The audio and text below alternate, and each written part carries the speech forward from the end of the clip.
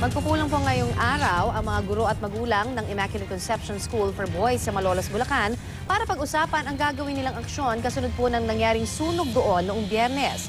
Hindi pa rin kasi makakabalik sa paaralan ang mga estudyante roon. May live report si Micaela Papa. Connie, wala pa rin klase dito sa Immaculate Conception School of Malolos pagkatapos yan ng malawakang sunog na umubos ng isang buong gusali ng paaralan noong Biyernes. Mamayang alas 9 ng umaga magkakaroon ng meeting ang mga guro, school administration at mga magulang upang plansyahin ang mga detalye ng magiging pasukan.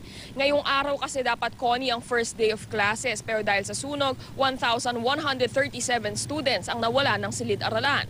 Batay sa inisyal na impormasyon, tinatarget ng pamunuan ng paaralan na makapagsimula na ng klase sa first week of July.